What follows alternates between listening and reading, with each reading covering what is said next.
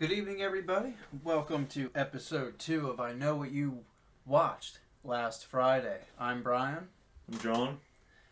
And as always, we are here to bring you some more horror franchise material.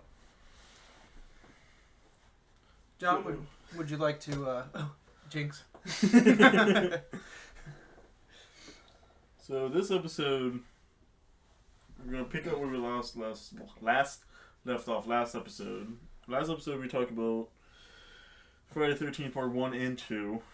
Now we're gonna talk about 3 and 4. That is right. That is correct. As you notice on your screen, we actually have a little graphic now. Yes, so the black screen is no more. No more. Well, until we get something official. Yes. Please work with us, folks, okay? Alright? Just give us a chance. No. So if you enjoyed our first episode, we appreciate it. Like, subscribe, share, do whatever. The choice is yours, as I always say. But, So, we decided this morning to post our first episode on YouTube, and we've been sharing on Facebook. Yeah, we shared. We got some pretty good response for it, so. I mean, we both like doing this, so we're gonna keep doing it. Even if people don't like it. Absolutely, absolutely. There's worse things that we could be doing, and this is what we love to do the most. So, let's get started with some Friday the 13th Part 3, which was released in 1982. Yep. It was directed by Steve Miner, written by Martin. How do you say it? Oh, that's Martin Kittrosser. Kittrosser. Yes. I'm terrible with names. Carl Watson. There's some other person that was uncredited. Oh, Carol Watson. Carol Watson. And Petru Popescu. Yeah, so I mean, he was uncredited. He wasn't uncredited, right? But not to mention also, but it's Steve Miner's return. Yes, this is his second movie. He did Part 2 as well. He did, which kind of made me think, like, you're directing the sequel to your own film, and your antagonist looks very different from just last night. Yeah, because Part 2 and Part 3 take place literally the night after. Yes. It's literally the night after. The penultimate events are the next evening, but yes. this technically when it opens with the recap of Part 2, and then you see, instead of the whole dream sequence where he comes crashing through the window, Warrington Gillette. It's the only time Warrington Gillette was Jason, folks. Okay, so if he signs a picture of him in another scene of that movie, it's Steve Dash. Rest in peace. Yeah. As I said, this starts out with a dream sequence from Amy Steele, Ginny's. Friday the 13th Part 3 almost had a completely different plot to it. Yes. It was originally supposed to be the return of Ginny. That's right, yeah. Amy Steele was... Well, it wasn't for sure that she was. They wanted her. They wanted her, yeah. Yeah. They wanted her to come back. Because they wanted to continue the whole Ginny thing, because at the end of Part 2, you don't really know what happens to Paul. But then this would explain what happened to Paul. Yeah, so like it was basically a post-traumatic Ginny field. Yes. Pretty much, learning to care for her. Well, she's taken up like self-defense or something like that. Like taking self-defense in college. That's right. And then we would have found out what happened to Paul. Yeah, Paul would have been found dead in her dorm room. That's right. Yep. She takes an oath to go after Jason. So And she would have like tracked him down, almost kind of like I guess like she would be like what I guess like Tommy Jarvis would become in like 6. Yeah, she's the Tommy Jarvis before Tommy Jarvis. Yeah, right. Ginny Jarvis. But yeah, but she unfortunately didn't come back for the role. I think she was either didn't want to or she was doing other stuff. Yeah, I think it was she had like other like multiple projects like going on. Trying to go where the money was at. And hey, I mean back then they weren't like as big. They weren't intended to be as big as they turned out to be over the years. But yeah, for sure. So we didn't get Ginny Field to come back, so we had to get another final girl. Yes, we got Chris Higgins, played by Dana Kimmel. Dana Kimmel. Dana Kimmel. Yeah, as I said, I'm terrible with names. That's totally fine. And as a final girl, I think she is one of my favorites. I could agree. Towards the end, she really puts up a fight. She does, yeah. She tries. She not just like runs away. Mm-hmm. She actually like wants to. She actually, yeah.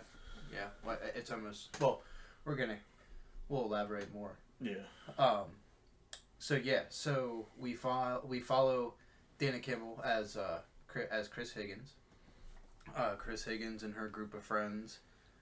But before we get to them, so the part 3, it opens up with the recap of part 2 and the dream sequence. Not the dream sequence. Instead of Ginny's dream sequence, you finally see, you don't see his face, but you see a shot of like his body, and then he's removing the machete from his shoulder. He's laying on the ground, and he's like assuming he's crawling towards the altar, with his mom's head on it.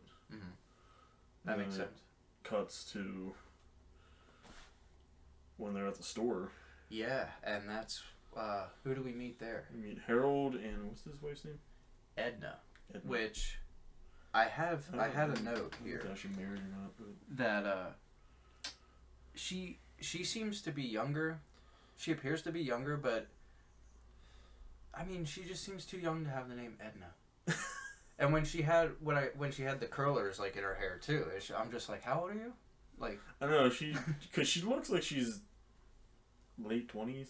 Yeah, she doesn't look. Yeah, she does not look. You know, Harold looks like Harold just in his 50s. Yeah, Harold is disgusting. If you've seen part 3, Harold is the husband.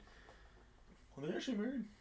Yes. Yeah, sure. Yes, they are married. They run the Crystal Lake convenience store. Or I'm not sure. Do we know what the name of that place is? I don't think it's ever. There's a sign, but I don't.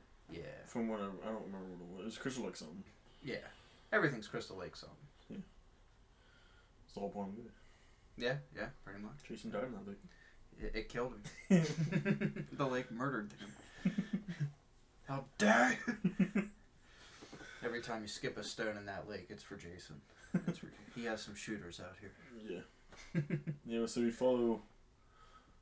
Well... So yeah, we're introduced to Harold and Edna. Well, who do we see first? Isn't it... Edna goes out to, like, get the... Right? No, she doesn't go out. No, you see Harold first. Harold first. That's because right. Harold is... I just watched it last night. I don't remember. Yeah, same. I watched it last...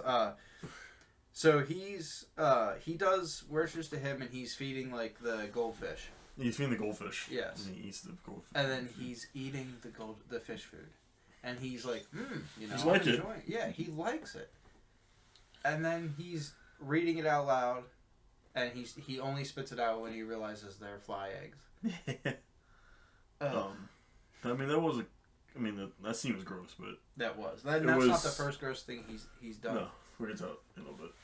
But when he's eating the food, yeah, there's a big window behind him, mm-hmm.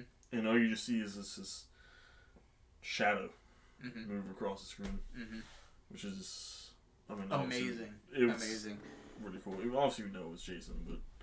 And I never noticed that until you said something. Yeah, about that because I remember I watched this last night, and that was I've seen this movie 4 or 5 times, and it's the first time I've seen that. Yeah. I don't know if it's just a different cut, because I'm watching it on the Screen Factory one. Well, yeah, some of them are cut. It just depends on, like, there was, like, back then, what was it? They used, like, pan and scan. Yeah. That's the way it was, like, that was the format it was filmed in. And then, when it would get formatted to VHS, of course, not only VHS, but then TV versions and stuff like that, they would ultimately, because there would be a wide spectrum, they would cut it down. They would just clip it. They wouldn't convert. They wouldn't just take the whole image and size it down. They just clipped it, and there's a lot that gets lost. Yeah. So when Harold, after he feeds the goldfish, he sees the bunny. He sees the bunny. The bunny and the produce. Yeah, right in the bunny eating eating the carrots or like lettuce or whatever. It's eating what people buy. Just sitting there. Well, then Harold does the same thing. Yeah, Harold is a big animal. Harold is the biggest animal of all. I actually have in my notes, Harold is probably more disgusting than Jason. Oh, yeah. He's a nasty person. Yes. His wife is annoying. So he has the bunny. He's walking with the bunny. He eats the peanuts. He eats the peanuts and he eats a donut. He eats a donut. Just straight from the shelf. He drinks the Sunny D. Yeah. And then puts the cap back on and puts it right back on the shelf. Like, oh my gosh. Ugh. At least nowadays, people just spit in ice cream tubs. I don't know what these kids are doing anymore these days. Stop TikToking. Anyway. We digress. We digress here. Yeah. So then Harold's caught. Edna sneaks up behind him while he's eating the donut. And she scolds him for being a big boy. And she's like, the doctor told you to stay off the sweets, She's just worried about his health. Now, we're supposed to think of her as, like, mean. I think. She came across as, like, almost like an overbearing. But I think she means well. She also always yells at him. She does. Yeah, she fat shames him and then, like, just cuts him down in, like, 2 minutes. Well, I don't know if we talk about this. Part 3... was all about the whole big 3D effect. That's right. That's right. It's part 3D.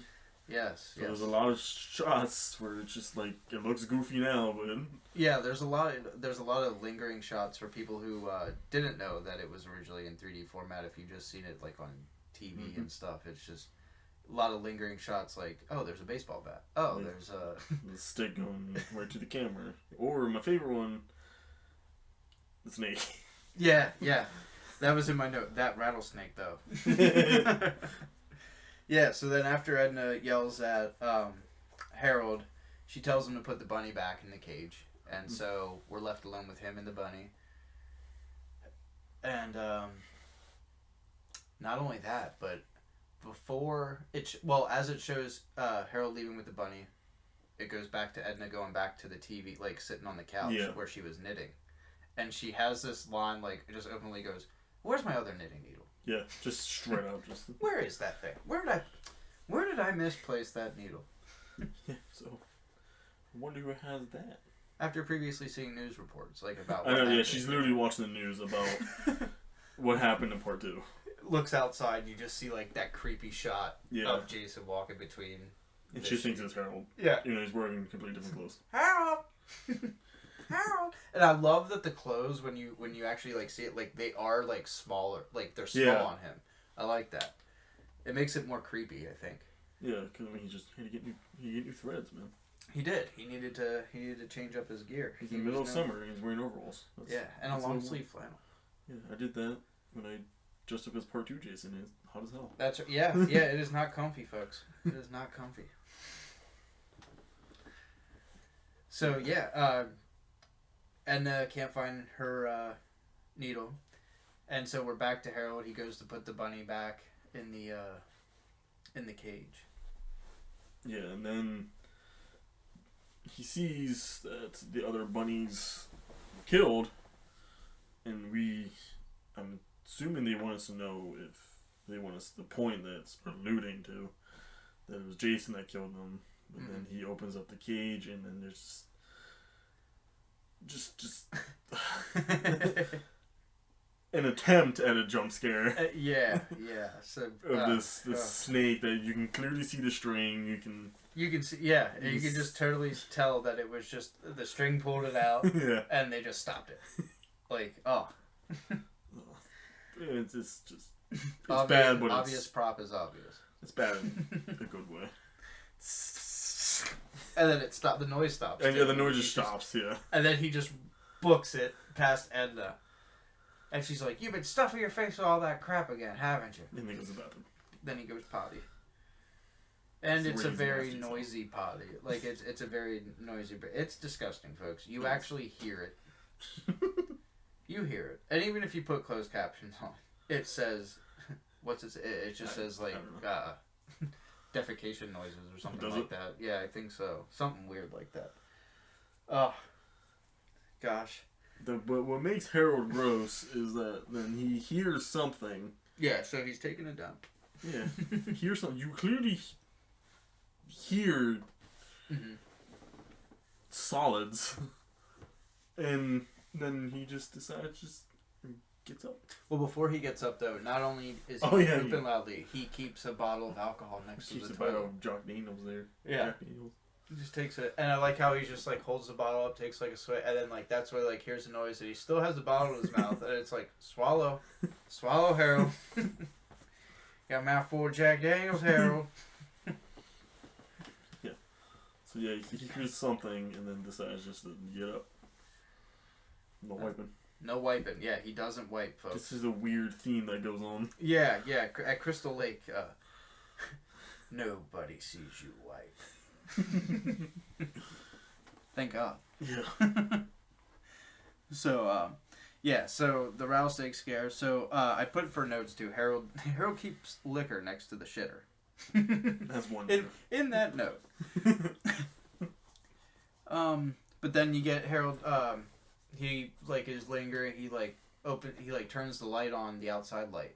Mm-hmm. So the door to the outside's still closed, and you just see like the light go on through the window, and then he opens up the door, and he does look out. Like he looks out for quite a bit. Yeah. Like it's not like right away that Jason gets him. No. Harold dies with an axe. Butcher knife. Butcher knife to the chest. Yes. Right. And I just love how like it was just a quick. What did I put here? Like, I feel like he could have went out in a better way, but it was still a great death nonetheless. Yeah. Like, it was just like a simple one. Like you just get the shot of the really fast shot of Jason like going to get him in the chest with the butcher knife, and then it just cuts to like the butcher knife in Harold, and then Jason's like kind of like holding him toward the camera. Yeah. Like almost like showing off his work, and then he just lets him fall. He's still new to killing. New-ish to killing. New-ish, yeah. It's his second day on the job, folks. Okay. He's still just a boy. That's right. He's a boy. He's a boy man. He's a man child. Yeah. A man child. Then Edna hears something. Yes. So Edna hears something. She goes, "Harold, is that you?" There's a lot of name calling in this movie. There is. Because we're going to a part later where when someone else dies, and just like, shut the hell up. Yeah. I think you know what I'm talking about. Yes. Yeah. So she's just like, she goes out to investigate. She pretty much visits like the same room that Harold was in. Obviously, she doesn't smell nothing. Because seriously, she's just like in there like rude and taking her time. The only thing that does scare her though is not her husband's solids in the toilet. It's actually she's scared of mice. Yes, there was a mouse just chilling. Yeah, just chilling, little white mouse. And she like, freaks out. She does over nothing. Over nothing. Yeah, she freaks out and then she backs up to her door with a little window on it. That's right. And she just hand goes to the window, grabs her by the head, and just her needle just goes through the door, through her chest. Yes. That's a long needle. Oh yeah. And I love how you just get the shot of it like sticking through. Just like sticking through, then finally pierces it out. Yes. Which was cool. That was a great shot. And thus is the end of Harold and Edna. I thought you said Kumar. Harold and Kumar don't wipe. Harold Kumar go to Crystal Lake. He had it coming. That's what you get in this movie. If you don't wipe your hiney, you're dead. Yep. Then we jump to our Yes, we jump to the protagonists. band. That's right. You want to introduce everybody to our happy campers? So I've written everyone down. What's that? If I've written everyone down. If I wrote honestly, everyone there's down. Chris We have Chris. Higgins. She is. It's her family owns the farm. It's her family. So we're actually not at Camp Crystal Lake this time. No, we're it's on the lake. It's just in a different area. Yes. Because all these movies takes place Around the lake. Around the lake. The lake's huge. A lake that somehow can take you to Manhattan. For 5 minutes. And somehow we can get from Illinois to... Not Illinois. Ohio to New Jersey. To Crystal Lake in 9. But... Ed and Freddie were That's what I'm saying. Yeah. But they also do that. They also do that in 9 too. I'm trying to block out 9, but I know I have to watch it again. That's Jason goes to. Jason takes an L. I actually used that from a coworker of mine. So there you go. Used it in the podcast. You're welcome. Okay, we're getting off track. We are, yes. So we jump to the van. Yeah. So Chris comes out. Debbie. Andy, Shelly. And Andy. Yes. And Andy, when they're talking, you know, what is it Debbie or Chris that says, like, oh, sex, that's all you ever talk about? Chris talks about that. Yes. Because Andy and Debbie are, like, flirting. Yes, because we find out they're a couple. They are a couple. They are a couple. And it says here, I wrote down a quote from Andy. When Chris says, like, you know, is sex all you ever think about? And I quote, this is a quote from Andy. What camping weekend would it be without sex? End quote. And then directly under that, Andy likes sex. ... Most of the time. And then what he says to Shelly, Andy likes Shelly. Most of the time. So I came to the conclusion that Andy may like Shelly just as much as sex, but we won't go there. They are roommates. They are. They are roommates, and I'm assuming they go to college or something. It's true. Yes, they are college roommates, but hey, don't ask, don't tell. We So get this big reveal that Debbie is pregnant. Yes, you do find out that Debbie is with child, and it's only mentioned one time in the beginning of this film when we're introduced to them in the van. Yep. And that's it. And that's it. Nothing is ever mentioned about it again. Ever. Ever. So yes, so they're in the van. They're coming out of the van. They're going to pick up another character. Yes. They are on their way to pick up their good friend Vera Sanchez, played by Catherine Parks, who I think, honestly, is the Crystal Lake beauty in this film. Yes, she is. I do like her character a lot. Oh, absolutely. I feel like she's almost as three-dimensional as Chris. I mean, we do get a little bit with Debbie. We do get a little bit with Debbie and Andy, but it's just always like every time we're with them, it seems like it's just like, hey, we're gonna go fool around. Because of course Andy likes sex. ... Most of the time. Then they're talking. Well, Vera fights with her mom for a little bit. Yeah. So when they go to pick up Vera, they get on their porch and they're knocking on the door and her mom answers and she is not going. Then slams the door. I honestly think had she listened to her mom. Yeah. She would have gotten one of the coolest deaths in the entire franchise. That's awesome. So, yes, sorry, Mrs. Sanchez, for your loss, but she did not die in vain. No, she died in a really cool way. Yes. And Jason was baller as hell for doing it. Oh, yes, absolutely. How many years now? Like, here we are now, and we're still talking about it. People are still talking about how Vera went out. 40 years later. But yes, played by Catherine Parks, who was also known for her appearance in the first Weekend at Bernie's as Bernie's secret mistress, and she actually she's very funny in that. It's a funny movie. She's great in that. That's a classic. Starring Terry Kaiser. Terry Kaiser actually plays the Bernie character. Oh. And he's known as Dr. Cruz. I think I didn't. In part 7. He's Cruz. Yes. Bad News Cruz. So Vera's mom wouldn't let her go, but then she decides to come anyway, and she has that famous line. So, which one of you are my date? Poor Shelly. Friggin' Shelly, man. He means well. He does. He'd be off head. And then, who is it that points and goes, "Look, the van's on fire." That was Chris. Look, the van's on. I know, and just And that's when they run over to the van that's on. Well, it's obviously not on fire. There's smoke billowing out of the windows, and they go to the van, and that's when we're introduced to Chuck and what's her name? Chili, yeah. Chuck Garth. Yeah. And Chili Jackson. The resident stoners. Yes, I do believe that they were like a parody of Cheech and Chong, which was also a Paramount property. So, little homage there. Oh, yeah, that makes sense. Chuck and Chili, who by the way, Chuck looks like so out of place. He looks like he's 20 years older, like he's chaperoning. But I actually did some research. Do you want to know how old Chuck is in that film? What? He is 26 years old. He's 26? He is 26 years old in that film. I know.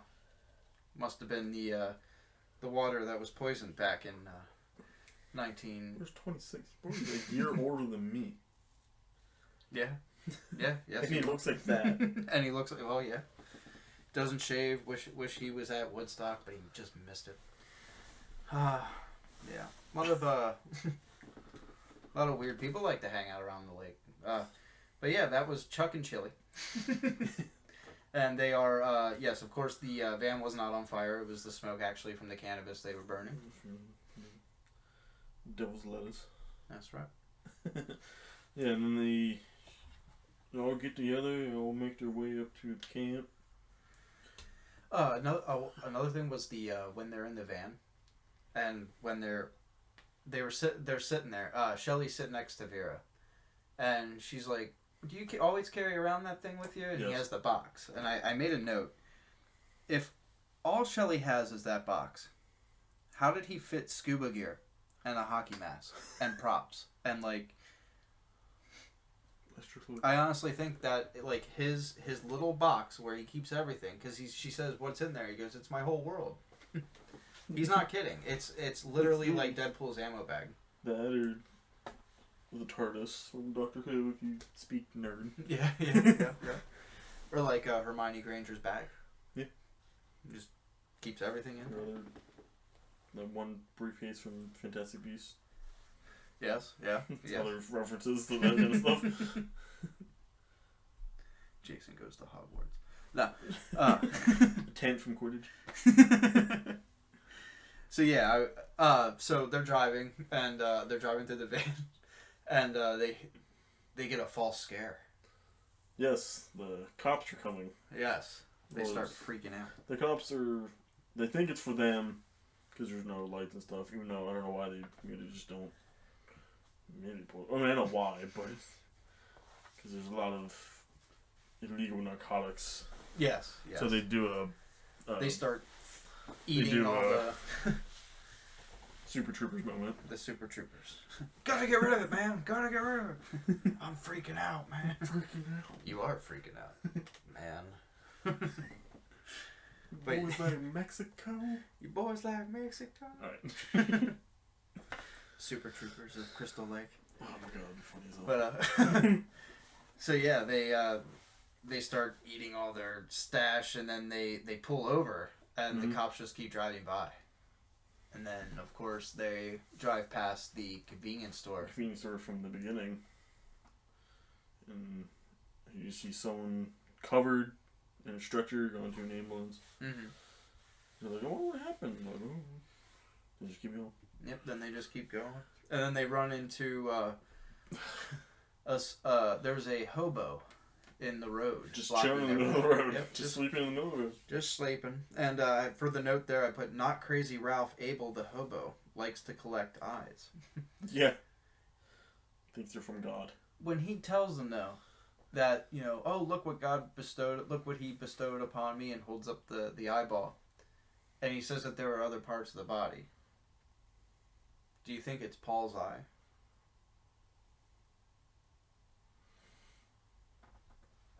Paul's eye? Yeah.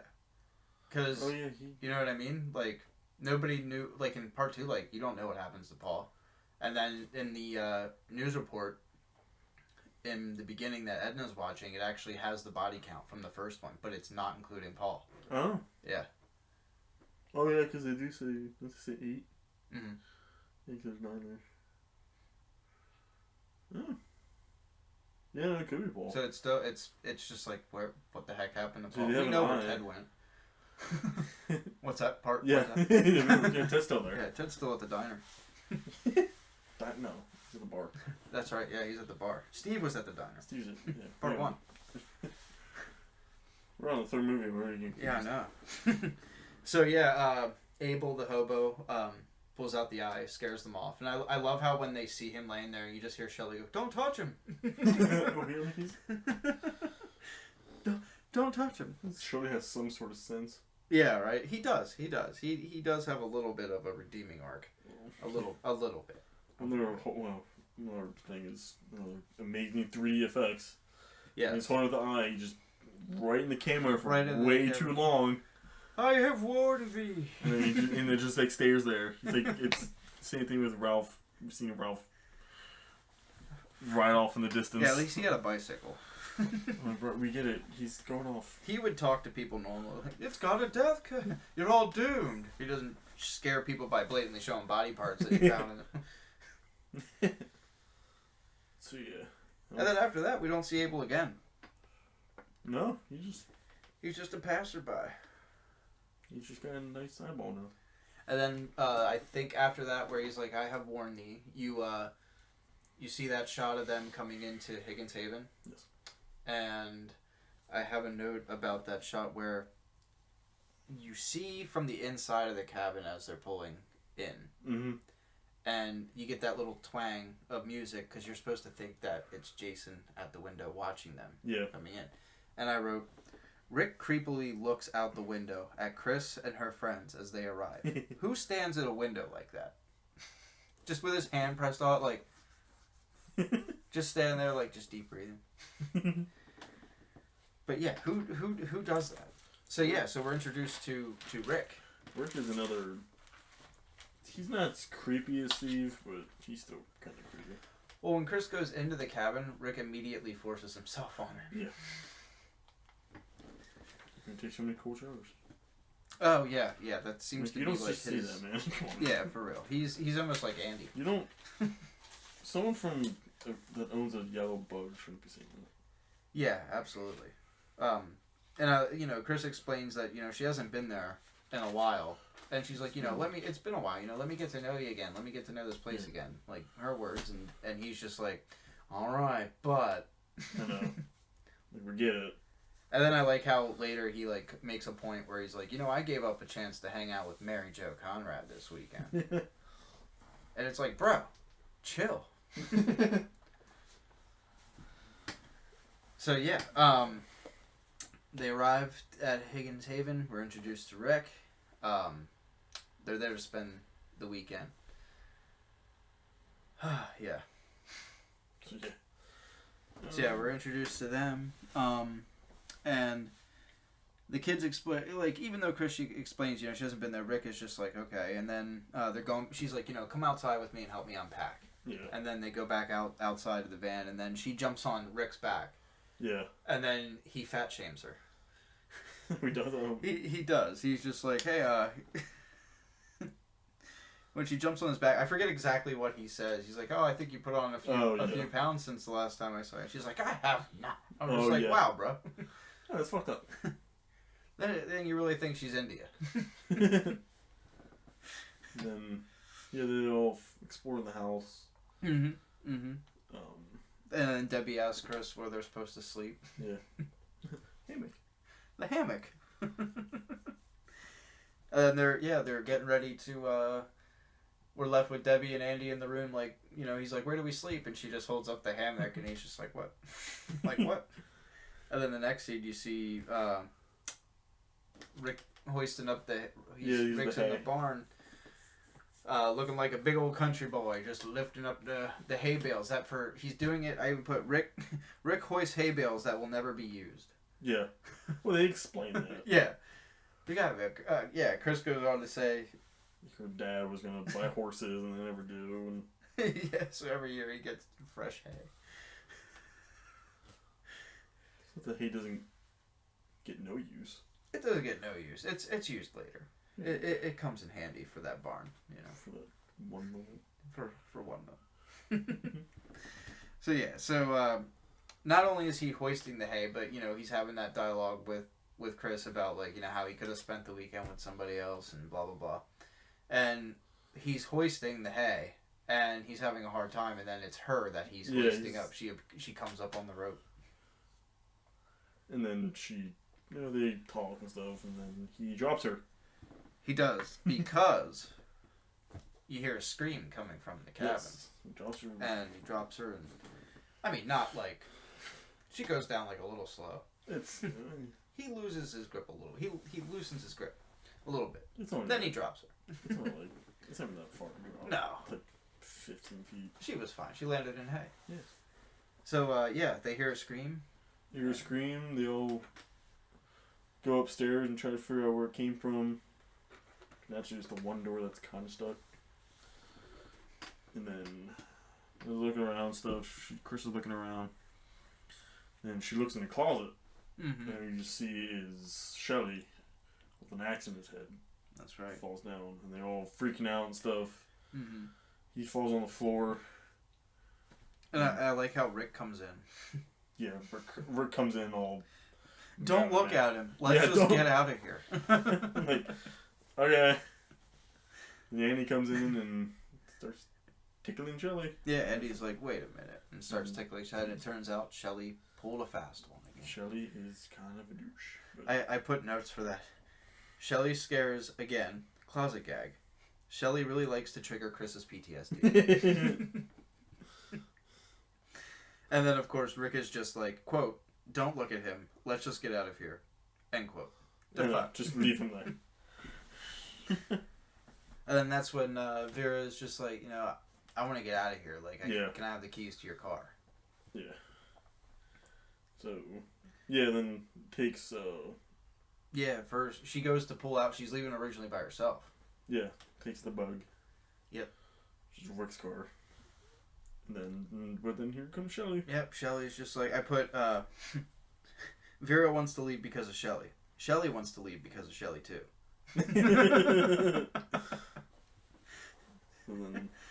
So then he gets in the bug, and then they drive off. To some other convenience store. Yes.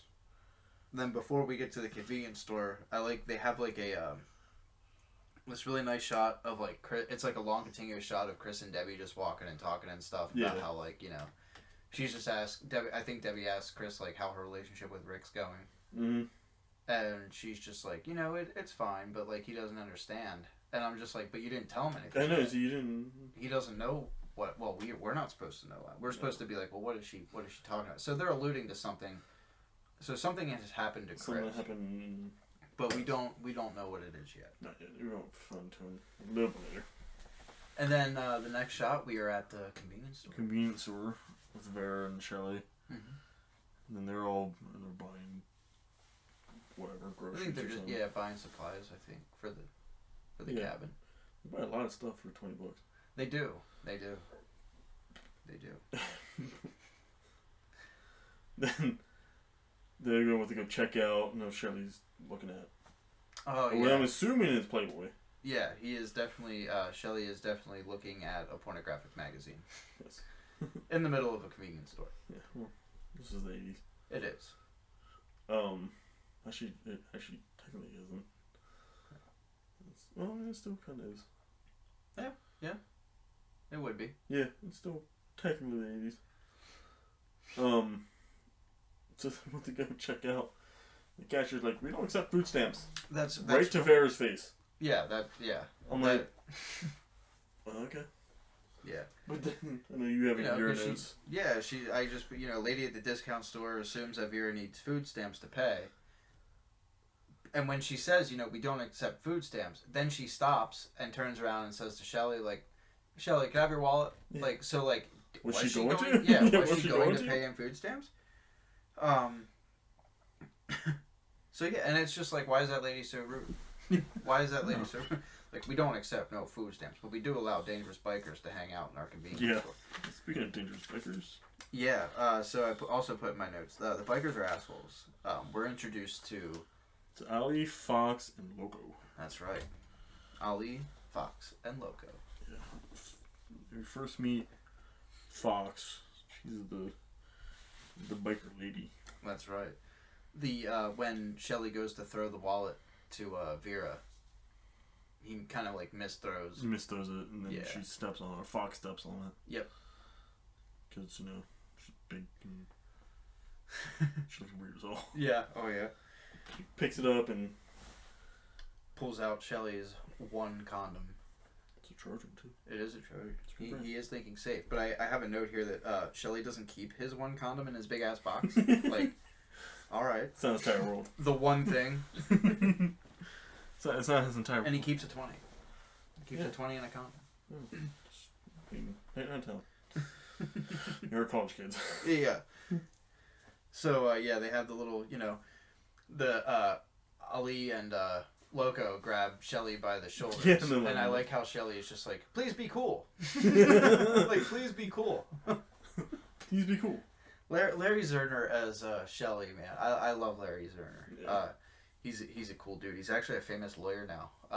And he often posts about, on social media, during the whole franchise dispute with Victor Miller and everything. He was giving updates daily. He's pretty much the biggest advocate right now for the Friday the 13th franchise, cool. As far as legal issues and stuff like that. That's cool. So yeah, and not bad for a guy that was chosen to play Shelly, just simply handing out flyers to a show. No. Yeah, so that's how he was discovered. That's pretty cool. Yeah, Shelly. I do like Shelly. So the bikers are holding Shelly, and then it's very calm about it for some reason. Yeah, and then they just let him go. Yeah. But it's just we'll let you go this time, But they got to be acting all tough. All cool and stuff. So they go to leave. Yeah, and they go to leave, and then what was his name? It was Ali. Comes out. He has He's just drinking a beer. Drinking a beer with a chain around his neck, as one do. As one do. It's his gang weapon. That's right. That is right. Because then Shelly... And Vera are sitting in the car, and Shelly's driving. Yeah, Shelly's driving. And Shelly... goes to drive. Yeah, he goes to drive forward, but then he actually backs up. He does. And then he goes right over he knocks over the bikers' bikes. And Ali's like, screw this beer. Throws the beer down, wraps that chain around his neck. And it's just smiles a little bit, and then punches the window. Because that's right, because Shelly's like, oops, and Vera's just like, yeah, you're right, get this shit out of here. And they go to peel off, and then Ali stops them. And then Shelly's just staring at him. And then Ali walks around the side and just leans over. And I don't understand why Shelly stopped though, because he's you're in a car. Yeah, this dude just they tried to mess with you. You're in a car. Nothing is nice about these bikers. And then Ali punches the window, which is a very not safe window. No, that is definitely glass. As a single pane glass pane glass window, everybody. And I highly doubt there was airbags in that car. But yeah. You want to see what happened next? Absolutely. Yeah, so they peel off after having the windshield smashed, and they get back to the camp. Well, before that. Well, before they get back to the camp, obviously. Yeah.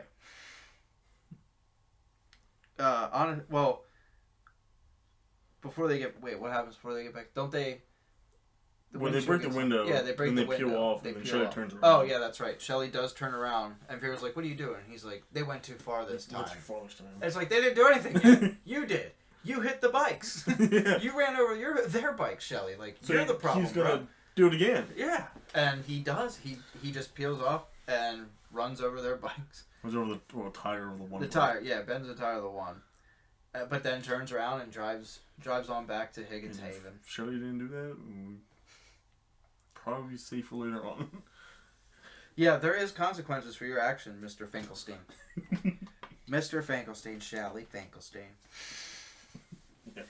So they get back, and I like I like how when they get back, Rick is like, "What the hell happened to my car?" Shelly ruins Rick's car, and he's just like, "Hey man, like a few minor repairs, it'll be good as new." Like it's just like no big deal, NBD. No big deal. Just replace the window. Hey, shit happens. And then Rick very much hates. I even put in notes. Rick hates Chris's friends. He really because the whole time he's just like, maybe we should get out of here. Hey, let's just get the hell out of here. Let's go. But I think he just wants alone time with Chris. But he is trying too hard. And not only do we see them get back, but as they're coming back, you get that shot of Andy being a dick with a yo-yo. You get that yo-yo shot. 3D yo-yo shot. The top-down view with it just like coming in and out of you. And folks at home, like when you guys bitch about like the 3D format and the quality of the film, it didn't even look good when it was in theaters. Like, no. Okay, so you get what you get. And the shot of Jason at the barn door. Yeah. Like just I love those creepy shots of him, like just like always like where he's just out of view. Yeah. Or just you just you catch him. you catch him doing just something. the guys are like going in. Yes. Or something like that. That's why I like this Jason a lot because he moves around a lot. He does. He does. Yeah. So yeah, they go back in. So, well, Vera and them go back inside the cabin. And then Vera and Shelly do. Debbie and Andy go swimming. They go off on their own. Yeah, they go swimming. And Rick and Chris get in the bug because Rick is upset and he wants to leave. And she's like, "Where are you going?" And he's like, "I'm leaving." Yeah. Yeah, they go off. And then here comes the bikers. Yeah. Which they surprisingly follow them pretty fast. They do, yeah. For having their bikes messed up, they get there pretty damn quick. While they're carrying 3 gas cans. Yeah. So, so they go to payback as a normal response is they siphon out the van's gas. Mm-hmm. Yeah, Loco likes to siphon gas. And you actually, it was actually, their plan was to burn the barn down. They're going to burn the bar down, which is a normal response. Yeah. I mean, I think that's fair, because even Fox, was just like, maybe we, Yeah, I think Fox and Blucker were like... Yeah. Then Ollie was just like, nobody's going to get hurt, You got to even the score, which... Yeah, it's screw. Yeah, they're going to burn property now. Yeah, it's fair. I mean, Shelly ruined one of their bikes. They're going to ruin their barn, You gotta do what you gotta do. So I put, Debbie wants to swim and other stuff. And then after that I put, Andy is always DTF. But he not only does Loco like to siphon gas, but he likes to do it while smoking a cigarette. Who smokes while dealing with gas? Even Ollie's he throws out his cigarette and pulls out another one. Yeah, pulls out another one. Immediately. He just grabs the can I'm going to go over here and you can't see me. I'm going to keep smoking my cigarette. So, Loco, so while they're talking, Fox discovers, she moseys over to the moseys barn. over the barn. And she goes in and she's curious and stuff, and then she just starts playing with all their stuff. Yeah, just starts touching everything. Just very I hands-on. was just like, she was very interested in the canteen. Yeah, she doesn't know. It almost seems like she's seeing a canteen for the first time. What the hell is this? And she found maybe she's never gone camping. You don't know. Maybe she's from the city, Manhattan. It's later. Then she finds like metal rods and starts beating and throws them on the ground. Oh yeah, playing like the little drum, like she's just drumming on everything. And then I like the little foreshadowing where she trips. Yes, she trips, and then there's just pitchforks just like right in her face. Right, all up in that day. face. And then she hears something upstairs, or up the ladder. Yes, she hears something up in the loft. Yeah, then she goes up there. But here's the thing, like, I like when she's, like, walking and stuff, like, you see Jason coming out of, like, that pantry. Yes. And then, like, like, you just see him in the background, like, slowly stalking her. But then she trips. Yeah. And then, as soon as she gets up, then that, like, hay falls. And she's like, who's up there? Like, Jason was pretty damn quick getting up that ladder. Yeah, no, he's a fast learner. Or he just really good at timing stuff. Yeah, seriously. Like, because she wasn't down, like, long. It was just like, oh, shit. And then she got right back up. And then it was like, who's up there? And it's like, damn, Jason. Damn. Again, who knows what's in that water? Pamela it was Jason. Pamela knew what was in that water when she poisoned it. Jason's in there, too, for a little bit. He was. He survived, though. Somehow. He survived the lake killing him. Yeah, the water did kill him. The lake murdered him. Justice for Jason. Just misunderstood. So, so Fox goes upstairs to investigate the noise. She goes up into the loft of the barn. And she walks out. As she's walking up, she's just, like, looking around. And you just see her, like, looking around. And then it goes back to Loco carrying the gas cans to the barn. Yeah, he has one. I think he has one. Yeah. Because Ali has two later on. Ali has two later on. And Loco gets scared. There's a jump scare. Because Fox comes swinging out of the loft door. Yeah. That Rick was hoisting the hay bales on earlier. Yeah. And he's just like, Fox, will you quit screwing around and help me? Get down and help me with these. Uh-huh. And again, fast Jason. He bends down to pick up the gas can, then looks up, and the swing's still going. Yeah. But Fox is gone. Yeah. I love that. That was creepy. Yeah, then Loco you just hear the music. Out. Yeah, Loco's like, what the hell? Still goes into the barn by himself. Doesn't bother by to go back into Ali. So he goes back in. He puts on the gas tank. He doesn't pour it out yet. He just kind of whatever. And then takes off his jacket for some reason. Yeah, takes off his jacket for some reason. Then climbs up the loft. And then he's just like looking around. He walks toward the swing, like toward the loft door, like the double doors at the top. And then that's where you get like you see the camera like on him, and then as it's getting like the camera pans out, and you see Fox in the background with the pitchfork in her neck. And what I really liked is when they really alluded that she's not on the ground. Yeah. So somehow Jason picked her up and with that and just slammed her across the rafter. Yeah, pinned her to the rafter. Like floating. Yeah, what a way to go. But then when he turns around and sees that, then Loco, I believe, is just he's impaled by a pitchfork too. It's like he feels around and it's actually sticking through his back. Yeah, and I took a note too. What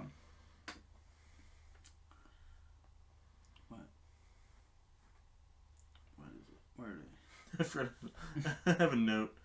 It says Shelly pisses them off, and so they try to burn the barn down. A natural response. Natural. They're from Manhattan. I wrote down Fox reveal and Loco's death. How many pitchforks are in that damn I know, barn? I was about to say that. I know there's a lot of hay there, but there's we've seen 4 now. There's more later on, too. And then Ali comes in. Well, yeah. He tries to calls out to them. Yeah, he's just like, Fox, Loco. Obviously, no response. He tries to kick it, and that somehow doesn't work. Yeah. Just put down the gas. And he's put down the gas. Then opens the door. He's very struggling with those guys. I've carried gas tanks. They're not that heavy. No. Then he opens up the door, picks him up, and then closes the door. Mm-hmm. Make sure he closes the door. He did. He made sure that was closed. I guess they were going to lock themselves in the bar. They were going to take the swing. I don't know. But they were... And then they're like freaking out. Or he's not freaking Well, out. he's like yelling to him because He's yelling to him. He's like worrying. He's like, you guys fooling around behind my back, because him and Fox are a thing. Yeah. And he's like, he be talking to you. He be talking to you. Then. And of course, Jason falls from. He sees Loco's body. Yeah. He falls from the loft. I'm assuming either Jason pushes him or again, was that impeccable timing? Yeah. So Loco's body falls from the loft and lands on him. And he's pinned down, and then we get that awesome shot. That it's still creepy. You just see Jason just drop down from the loft in the background. And then Ali gets up and he's like, "All right, man, all right." And the Jason fight between himself and Ali just he hits Jason, doesn't he? Yeah, he hits Jason once. And then he's like, "Come on!" And then Jason just with like a stick or I don't know what backhands him with like a club or something, like a billy club or something. Police baton or something. Yeah. And then just keeps hitting him. Yeah, he hits him like I didn't even count that. He does. He hits him like 4 or 5 times. Yeah, hard blunt hits to the head.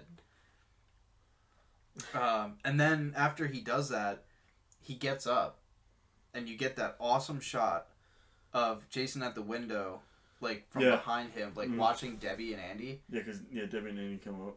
And when Andy was like, "Hey, let's check out the barn," you know, and she's like, "Nah, Andy, I want to go inside. Like, I want to get changed and stuff like that." And he's like, "Oh, come on." He's like staying behind and he's looking at the window. Yeah. Like, do you think he's seen Jason when he's just like, you just see him like kind of staring at the window That's and then I thought so too. He's like, "Hey, wait up," and like runs back to him. I don't know if he doesn't see Jason, but I think he just has that feeling that he's being watched. It makes sense. Because I mean, you've probably had that feeling before, like you get that feeling that like there's eyes on you. Yeah. Maybe So he turns around and he goes running back with. He's very hesitant. Yeah. Yeah. So and then we go back to Rick and Chris. Yes. And that's when they're sitting somewhere. Yeah. I don't know if the window is replaced or not. They pulled off somewhere. Yeah. Yeah. Don't know if they fixed. No, the window still isn't fixed. I think it was. I don't remember though. I think you might be right actually. It was. Because I think there's a windshield in there too later on when. Oh no, that's the van. That's the van. But yeah, so I put Rick tries to seduce Chris, and she tells him about her encounter with Jason. 3 years ago that happened, right? 2 years ago. 2 years ago. I think. Yet Jason looks how he did now, and not how he did in part 2. Yeah, he's literally wearing the same clothes. He is. He's wearing Harold's clothes 2 years ago. Yeah, he's a time traveler. You know what? So she explains. So we finally learn what that trauma was. Yeah, the trauma was. Well, apparently one night. 2 years ago. One night, 2 years ago, Rick and Chris were out late. Mm-hmm. Rick dropped Chris off at her parents' house. Yeah, which I'm assuming it was at the camp. I'm assuming, yeah, it was Higgins Haven. Yeah, so they were parents. Her parents got mad, and her mom actually slapped her. Yeah, and I think she says too that was like the first time. First time she ever, and then she got all emotional and ran away. Got off seeing the rain. Yeah, so she went out into the woods by herself. A big no-no. And then she finds a dry spot and falls asleep. She does. So she falls asleep. Yeah, at the tree. Yeah, at the tree. And then she hears something behind her, and then in front of her. And then she says it's a deformed man. And you actually see it, like, that whole sequence, man, like, her storytelling. Yeah. Like, and the music and stuff, and just, like, seeing him, like, crawling out you, like, see it, but then, like, you also see, like, Chris's face telling it. Yeah, like, it's, like... different layers. Yeah. It was really cool. Yeah, it was like the storytelling. You get that scene and it's intertwined with like her face, like just like telling the story, and you actually, like you believe her. Yeah. Like she sold it so well. And so like Jason attacks her and stuff, and being like like starts. She says she like drags him, and then she blacks out. He drags her. Yeah. Yeah, he drags her, and then she said that she blacked out, and then she woke up at home. Yeah, well, she drags him. She's like, what? No. So if anything, Jason was just like, "Hey, I'm gonna take you home," but like he's too hideous, and of course, like I'd freak out too. It's like no. And he can't talk. What do you mean he can't? He doesn't want to. He grunts. He does grunts. He does speaks grunt in this movie. He speaks in I think Jason can talk. He just doesn't want to. Yeah, he just. I mean, he was 11 when he died. I'm pretty sure he can talk. Yeah, maybe. I mean, he wasn't a great swimmer. Just say that. So she tells that story to Rick, and then Rick finally like understands. He's just like, "Oh, you know that you could have just told me." Yeah. And then they go to leave, I think. Yeah, but like for some reason he leaves the headlights on. He leaves the headlights on his car, and naturally the battery dies. And I'm just like, what? No duh. So yeah, they try to leave. Obviously they can't, so they have to walk back. And then she says, "Yeah, I know a shortcut." Takes them longer. Yeah. Anyway, yeah, it does. It takes them like they were gone for a surprisingly long amount of time. I mean, I don't know exactly where they went, but for you to know a place, it's not very long. No, yeah, it wasn't. It did, well. They so they go off, and then it cuts back to them at the cabin with Andy and Shelly. They're juggling. Yes. And you get that top-down view of like the balls another great 3D effect. Oh yeah. He's like juggling oranges or just balls or whatever. 1982 3D shot. So the juggling stuff. And then they're juggling, and then I think Debbie and Vera are on the couch just watching them. Just watching. And Debbie's like, I can get them to stop. Andy's greatest weakness. Oh yes, and I put in a note here. Of course, Andy chooses sex over juggling. So yeah. Yeah. So Debbie goes up to Andy and she's like, I can think of better things for you to be doing with your hands. And he just stops. He just stops juggling, drops the balls. Done. He's like, you win, and Shelly just like stops juggling, like shrugs his shoulders, and then just continues juggling. And so Andy and Debbie leave. Yeah, they go upstairs to their hammock. And then Vera and Shelly. They gotta have sex again, even though Debbie is pregnant. Oh, yes, that's right. Debbie, who only revealed one and only time earlier in the film, she is with child. She's with child. We're supposed to forget that, I guess. They just want a little kid or something. Yeah, I don't think that's how that works though. Like rabbits. Crystal Lake rabbits. Yeah. So Debbie and Andy go off, and they go upstairs. And while Chuck and Julie are just like passed out. Yeah, they're literally They're too stoned. They're just too stoned on the couch, just chilling. And Julie has a weird necklace on though. She does. I was trying to figure out: is it a boot? Is it an blue inhaler? It's a boot. Is it a bowl? Yeah, I think it might be some sort of like device for smoking marijuana. I'm sure. Or a really cool looking like inhaler holder necklace thing. I don't know. I was very thrown off by that. Look at your outfit. Yeah. Oh, absolutely. Also, I just remember this. When Rick and Chris are talking, Rick is wearing Pamela's sweater. Oh yeah. For some reason, he has Mrs. Voorhees' sweater on. It's just like straight up the same thing. Yeah, it's just like, bro, put that back. Just in pace when you find that. Yeah, you might want to put that back, or you might get your head. So then Vera and Shelly are left while Shelly's juggling, and Vera says, you're really good at that. And then Shelly's just like, hey, I feel like we've gotten to know each other. They've known each other for like 4 hours. Maybe like 6. Yeah, maybe like 6 max. Yeah. And he's Because like, they I really like you. Yeah. I want to juggle with you. Yeah. And, I mean, she is nice about declining. Yeah. She does, you know. She's like, I don't think so, Shelly, but, she's like, I'm going to go outside, but when I come back in, we can talk, and he's like, sure, and she's like, all right, I'll see you, and he's just like, yeah, bye. And then you hear him say, bitch. Yeah. But in the TV version, you don't hear that. Yeah. So, like, he's actually, like, almost like, all right, and then that's it. But in the movie, like, it caught me off guard when I heard Shelly was like, bitch, and I was writing down the note, and I looked up, like, Shelly. Under language.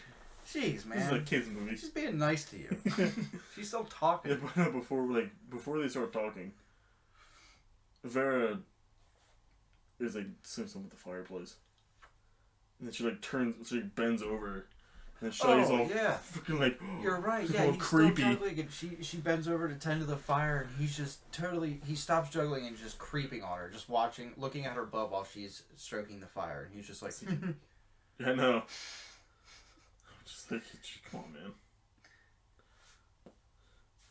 Oh, and then I also put in a note, because then after Vera leaves, and then you have that nice long shot of, like, Shelly just sitting there at the fire stoking it. Yeah. And then you just get that nice shot, like, where he just turns around and just, like, he's facing the camera. Yeah. I put, 2 people can get away with the white boy afro. Shelly Finkelstein and Bob Ross.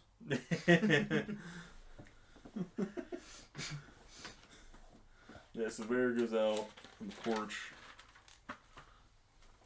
She, is contemplating life or something. And Shelly's being all creepy again. Yeah. And then we go to Chuck going to the bath. Chuck gets up and goes to the bathroom. Is that? Yeah. Yeah. Yeah, because he, like, wakes up because he has to go to the bathroom. Mm-hmm. Even though they have a bathroom upstairs, he still insists he to go still to the goes outhouse. out to the out. Yeah. Doesn't make it. Well, I think it's because they're showering. No, not yet. No, they're not showering. Yeah, no, anyway. That's not till after. What the hell, Chuck? I know, I saw them, I'm like, why did you go to the house? Seriously. You're inside? Whatever. Discount Cheech. You could have easily survived. So he goes to take a dump. And I like when Jason shakes the outhouse and he thinks it's his joint. Yeah. And he just goes, far out. I was like, oh, God. And he does it again. Yeah. And then he's like, all right, I'm not going to wipe. I'm pulling my pants up. I don't know if he actually did it, did anything, but... I mean, yeah, I don't think there was noise. Was there noises like Harold's? Harold's was, There was a prominent sound there. He was a noisemaker. I don't think there was. He was a very vocal bathroom user. Because he thought...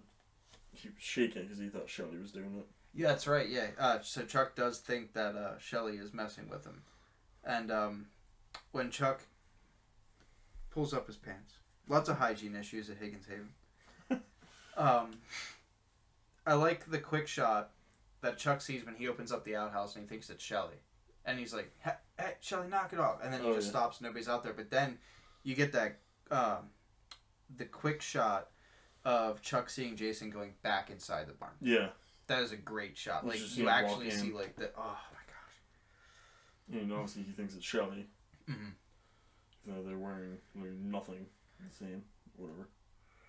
So he thinks he sees Shelly going into the bar, and then Shelly gives him the false jump scare. And I put as a note, Chuck is a scaredy cat, and Shelly is a boss. She is not scared of shit. No. She Jackie Chan yells when holding an axe. That is awesome. So Chili and Chuck, she's like, what are you doing out here? And he's like, oh, I think Shelly's messing around in the barn. And she's like, well, let's go give him a taste of his own medicine. And he's like, no, I don't want to. Chuck's like, I don't want to. So they go to check out the barn. Yeah. They're all go in the barn, trying to find Shelly. Shelly just happens to find an axe. Just on the ground. Chili finds the axe. That's what I said. Oh, I thought you said Shelly. I'm sorry. No, Chili. My bad. And Chili finds the axe. An actual, sharp axe. Mm-hmm. Try to scare Shelly with, but... So, yeah. Grabs the axe and just, hi-ya! And nothing. And nothing. Nobody's there. And then Chuck's like, come on, let's get out of here. Like, let's go back inside. And, of course, you get the shot of them just leaving the barn.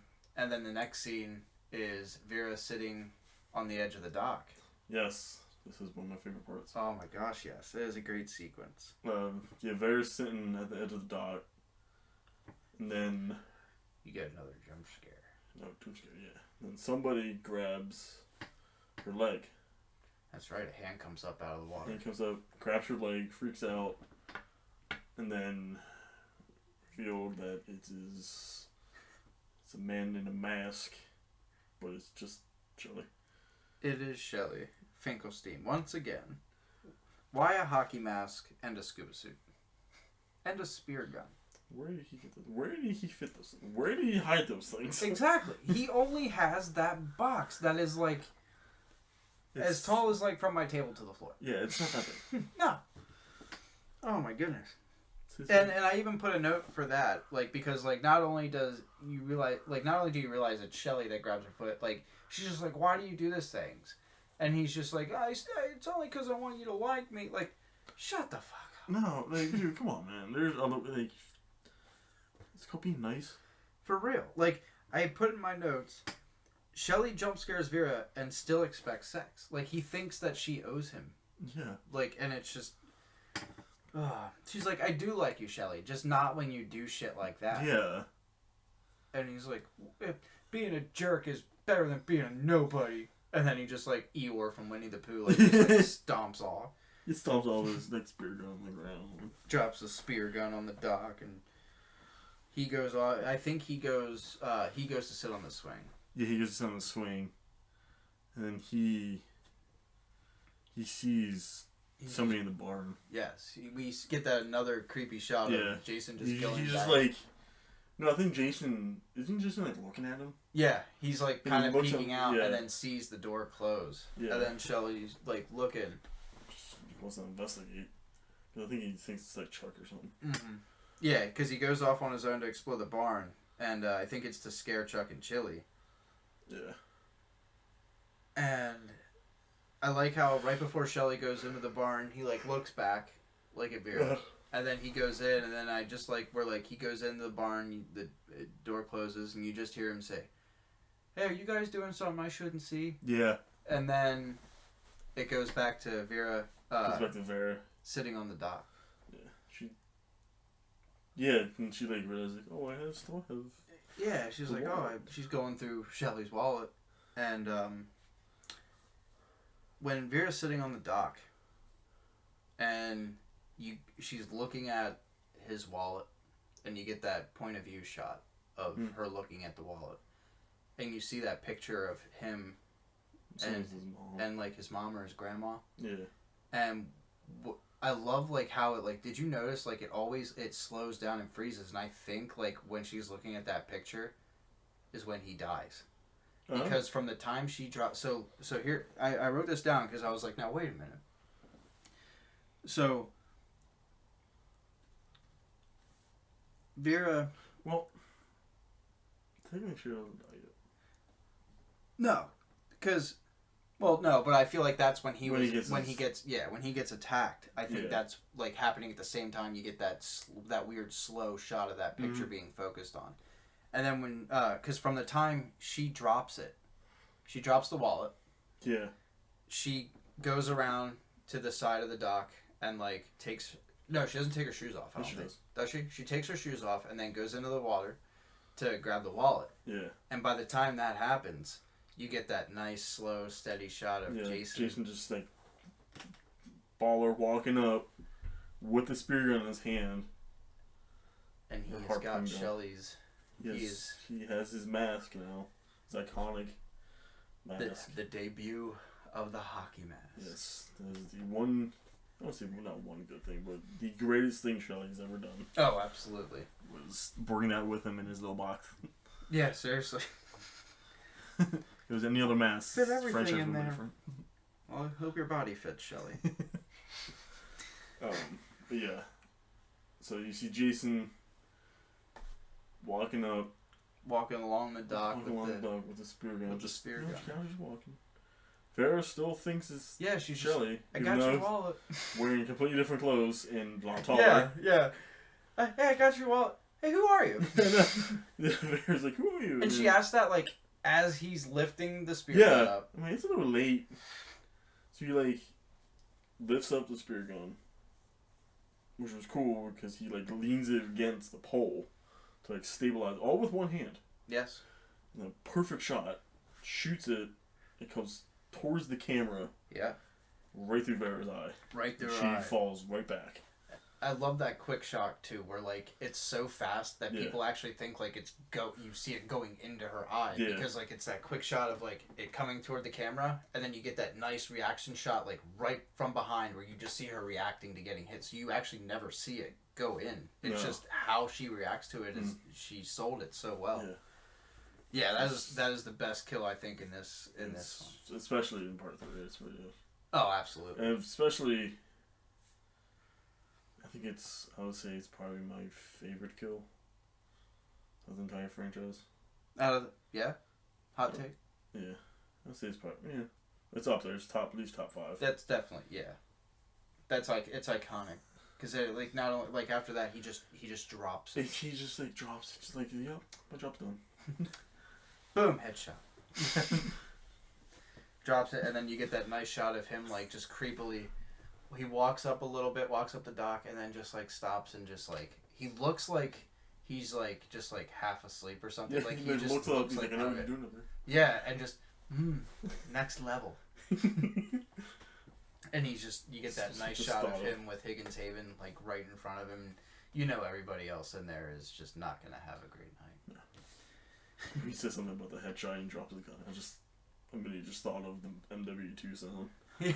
You get like a challenge complete. Coming soon. the good MW2, not the one that came out. Yeah. The one from 2009. The one that has no Russian. Messed up mission. Oh yeah. So then we cut to Debbie and Andy. They're just finishing. Yes, just finishing up. Just coitus. Yes. Cunnilingus. And she gets out of the hammock, and Andy's just like, "Hey, what are you doing?" And she's like, "Get in a shower. You ought to try it sometime." So she roasted his ass. She's just no shower, and then. That's right. Yep. You get the. Andy comes walking into the bathroom on his hands. Yeah. He's like, "You want a beer?" And then she's like, "Sure." And then she even forgot she was pregnant. Yeah. And then she. Yeah, give me a beer, Andy. Kid wants one. That's not good. Why not? Neonatal. So yeah. So Andy, handstands out. Mm-hmm. And then that's when Andy dies. Which is a really cool kill. You can explain that. As you're texting. So yeah, he walks in on his hands and says, "Yeah, can I have a beer?" And then he goes walking back out on his hands. You get that cool shot like he's walking on his hands like he goes into the other room. And then it cuts back to her in the shower. And she's just like, "Hey Andy, you know what? Never mind. I don't want that beer." But before that, she just like keeps calling Andy. This part annoyed me. Oh yeah, she keeps saying after like 30 times.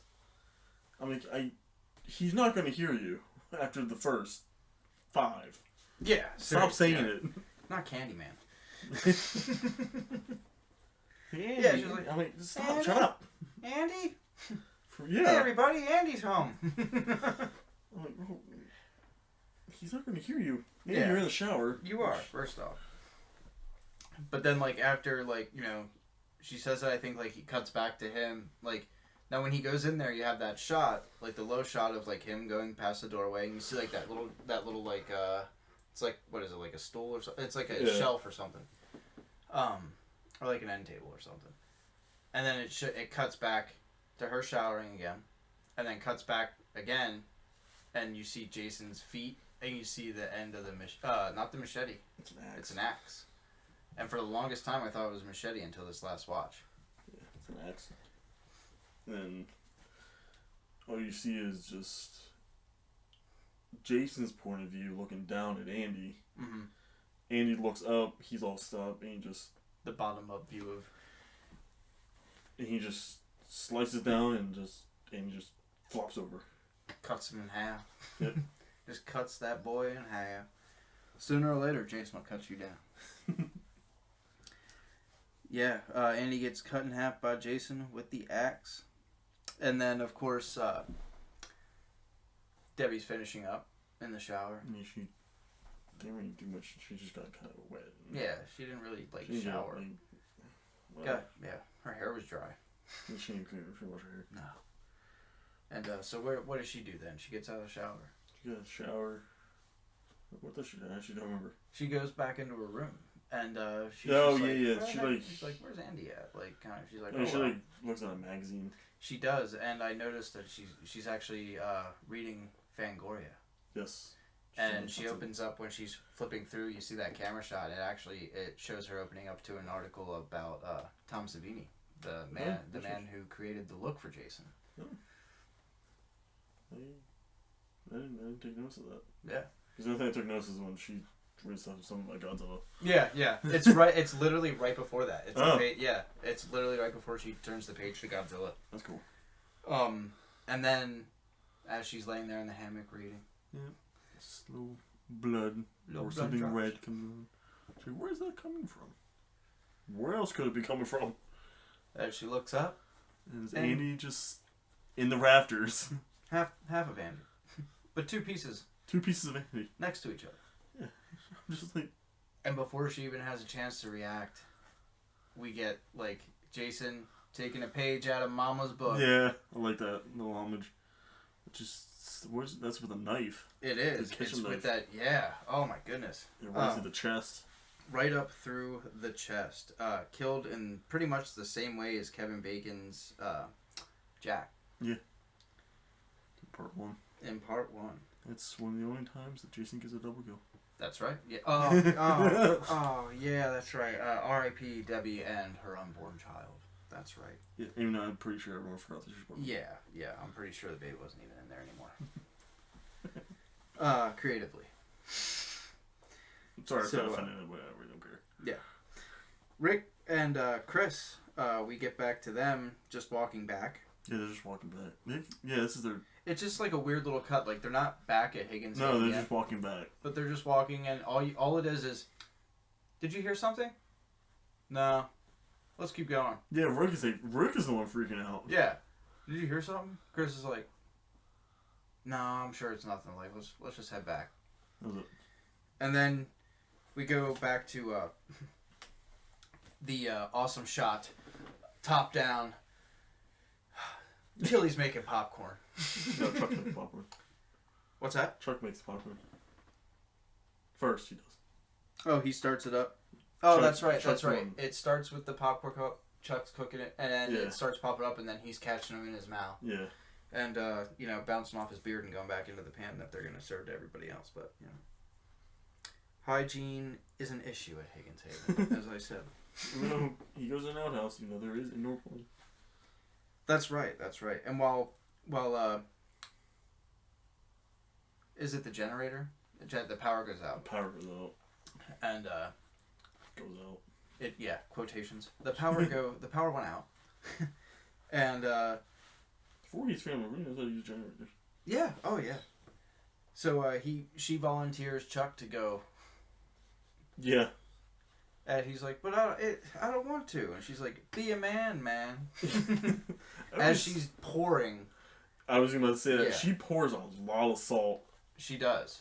I think she would have killed everybody before Jason had the chance to. Was it a lot of salt? Oh my goodness.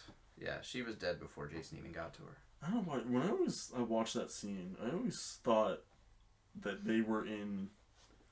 I know they're in the kitchen of the cabin. Mm-hmm. But for some reason, that whole area just felt like it was a whole separate cabin. Yes. It just felt, the whole kitchen was like completely separated from everything else. Honestly, it didn't. Excuse me. It didn't, to me, like feel like a cabin.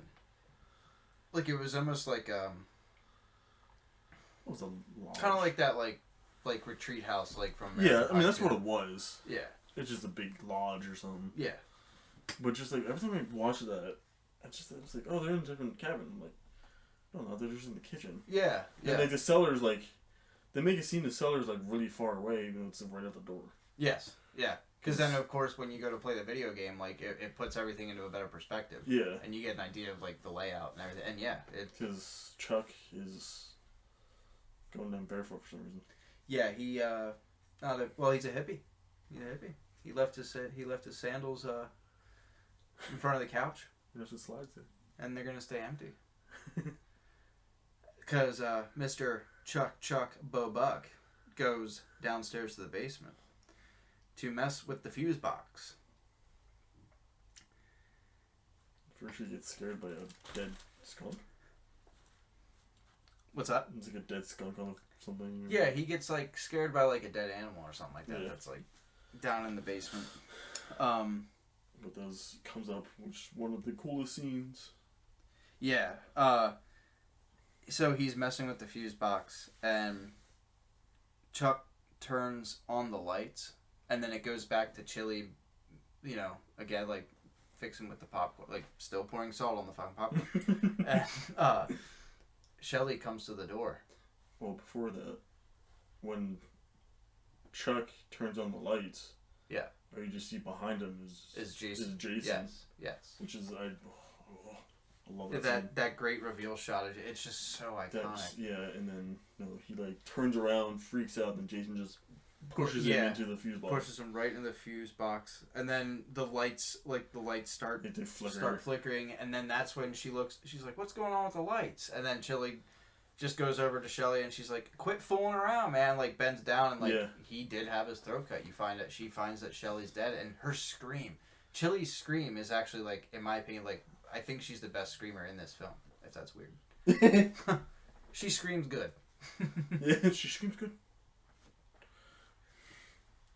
But yeah, her scream. I even wrote down, like, she has a great scream. The shot of great scream. Great scream. First scream. Yeah. Great scream. We'll get to that franchise later. Yeah. So I like when like the music and the lights are flickering after Chili finds like that Shelly is dead. And like the shot of the poker like as she screams. But not only that, but like when she's like, "What's going on?" She screams from running away from Shelly. She runs upstairs to tell Debbie and Andy.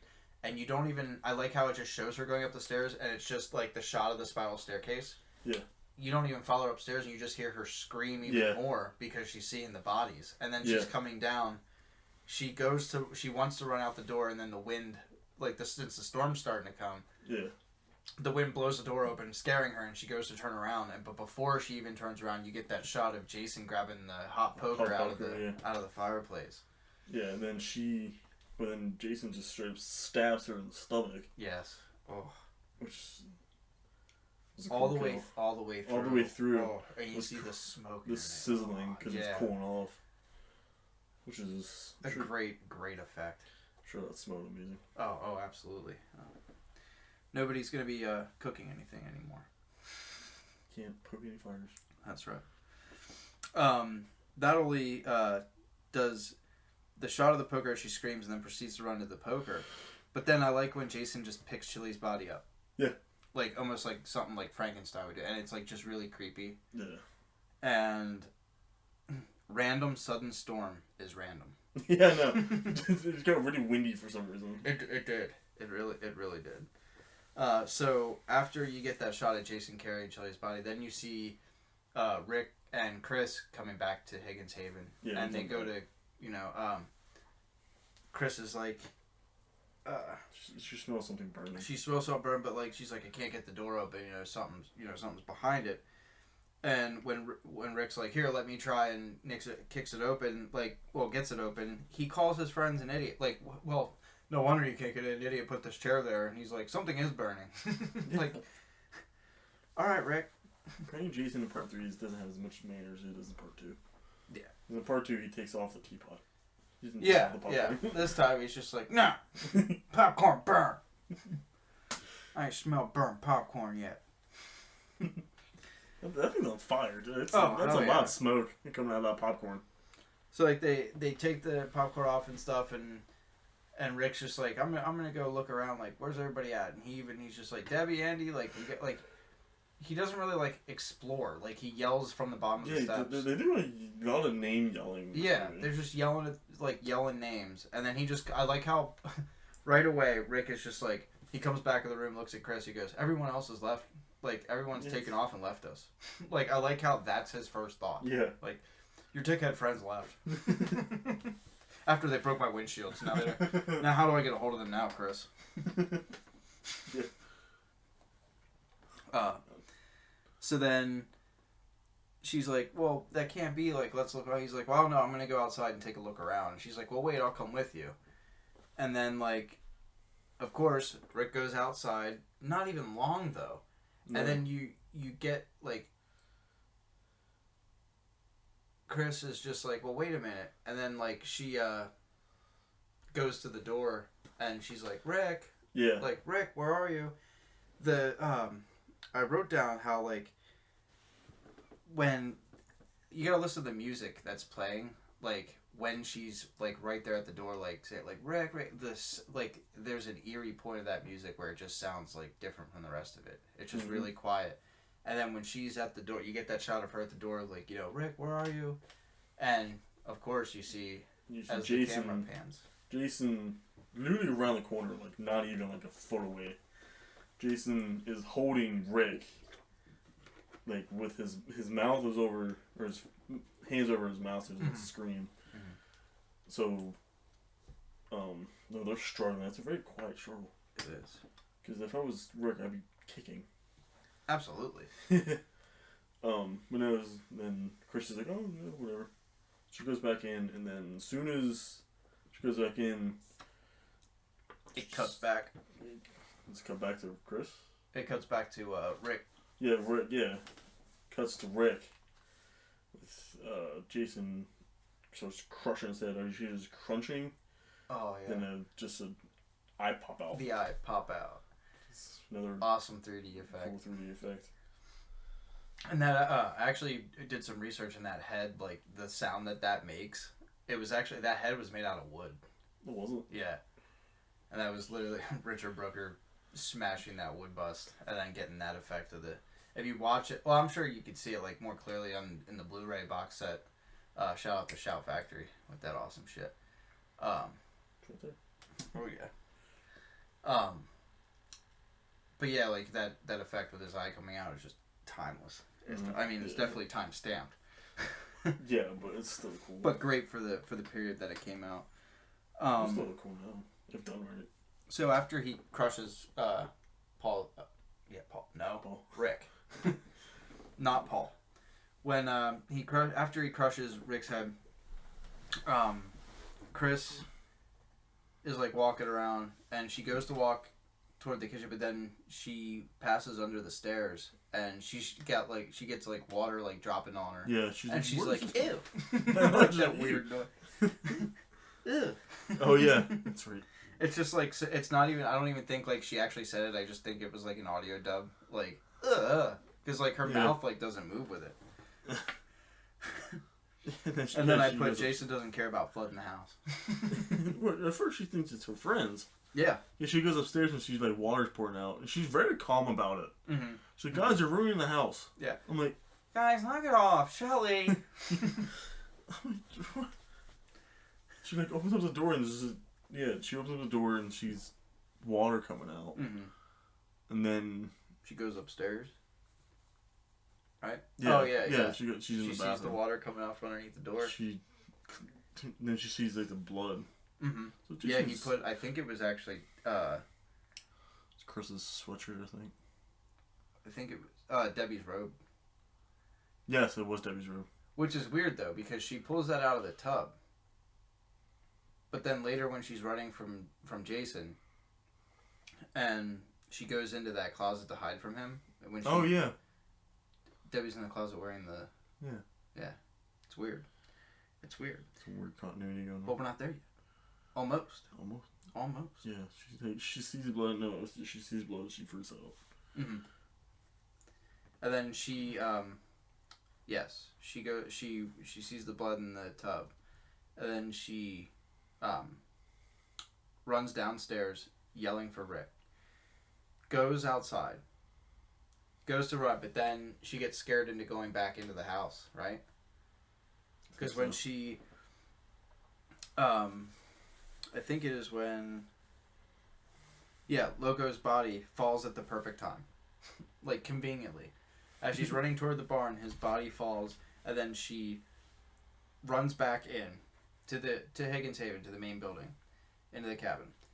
Lodge. Mm-hmm. Yeah. Runs back in, and I like how she keeps going back and forth from the open window to the door. Yeah.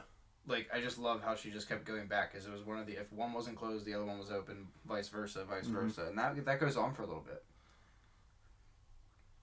Yeah. When did she go in the van?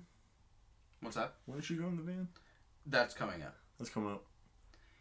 So, I like when, after she, like, closes the door again, she locks it, and then finally closes the window and locks it, and she's leaning up against the wall. She's just like, Rick, like, help me. Mm-hmm.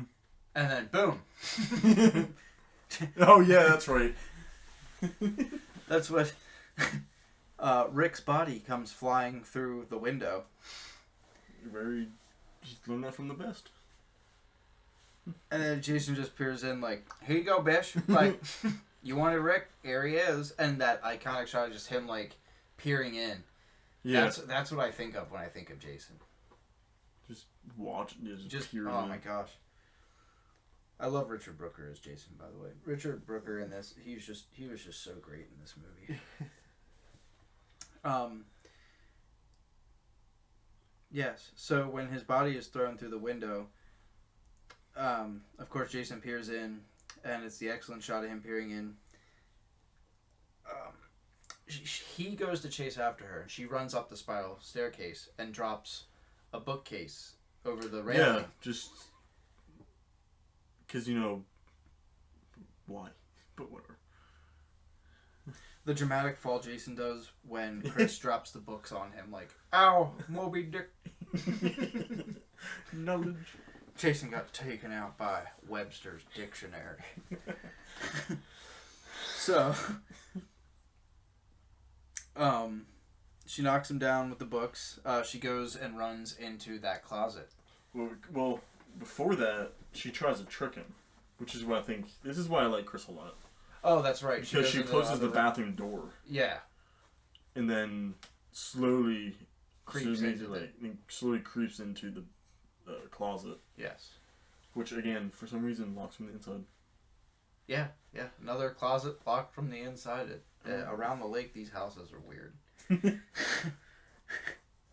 And that's when she's trying to be quiet, and that's when Debbie's body falls in front of her from somewhere in the closet, and she freaks out and screams. She freaks out, screams, and suddenly, like, I love how she realizes, like, oh shit, and then quick covers her mouth, and then looks through the keyhole, and I love that shot of just Jason coming toward that fucking door with the axe. Yeah, he's just like, I want to mess you up.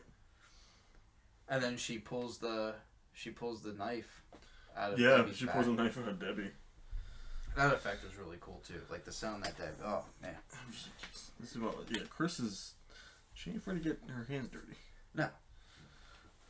So she takes the knife out, and Jason hacks a hole into the door and goes to put his hand through to open the doorknob, and that's when she stabs his hand with that knife. And he grunts. Yes. This is, I think, the first time you hear him make noise. Yeah. I don't think he makes noise in the second one. No, not even when he falls off that rickety chair, holding the pitchfork.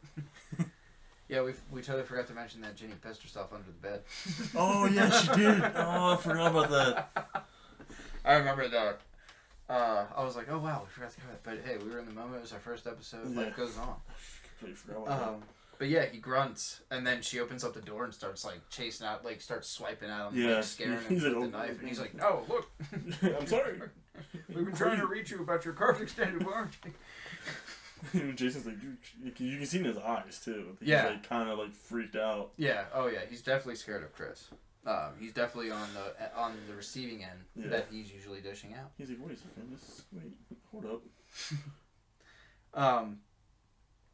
So after she's like swiping at him, she sticks it in his leg, and then he makes a sound again. Yeah, he grunts again. And then he falls down, and then she runs. She's trying to get into what is it? What room is she trying? She's just trying to go into it. I think she goes into the hammock room, right? Into Debbie and maybe. Yeah. Oh yeah. Is it the bathroom? It's one of the rooms, cause yeah. And then as she like goes like through, she goes to the bedroom because then she opens up the window, but she can't open, so she breaks it. She breaks the window and then tries to jump out. Yeah. Then Jason's like, nope. Pretty much, yeah. And then grabs her like windbreaker. And before she even gets into that room, like Jason takes the knife out of his leg, and then you have that awesome shot of just like throwing it right at like the doorway. And I even put like Jason would have got trolled hard for missing that knife throw. But yeah, Chris does. She goes in the bedroom. She opens up the window to try to escape, and Jason's like, "WTF?" when she falls out of her jacket. Back up to that knife throw. Yeah. He throws that. The way he throws it, there's not a lot of force behind that. No, he's just. But then somehow he's like, and then just like perfect aim. Yeah, it just shoots right into the freaking wall. I'm like, holy hell! I'm just like, damn. And I like how she does. She goes out. She goes up, climbing out the window, and then Jason like appears like over as she's holding onto the windowsill, and he reaches over to like grab her by the coat, and you just hear her coat, like her jacket just starts ripping at the seams, and then she falls. She falls to the ground. Jason looks out of the window and then goes back in to come downstairs after. Yeah. And then I think she gets up. She gets up. Goes to the door. Goes to the door. She grabs a piece of firewood. Yeah, this is another reason why I like Chris. Yeah. I even have in this note here, Chris is the Laurie Strode of the film, as she hides and takes Jason out with a fire log to the head. Yeah. Because she like, wants to like kind of make sure he's knocked out. Yeah. So she hits him. She hits him and then he falls onto the railing. Yeah. That was a great shot too. Yeah. And then she goes to the van. Yes. So he falls like running after he falls like from being hit in the head, like he falls onto that railing, knocking it down. Then you have that awesome shot of like his hands outstretched, another like great like 3D effect. Mm-hmm. And then she runs, she hightails it to the van, not knowing that we almost forgot that the bikers, you guys remember the bikers back in the beginning, they took the gas. They siphoned that John. It's still in the barn, but she don't know. Yeah, just God. I mean, if you played the game, you would know. Yeah, seriously. You need the gas and the keys and the battery. Yeah. You can't mess with the QuickTime event. Then do what I do. You got to drive through the woods. Drive through the woods. That's right. Off the beaten path. I piss a lot of people off doing that. Oh yeah, same. I like when people like try to run like, hey, pick me up, and I stop and then I back over them. I love that.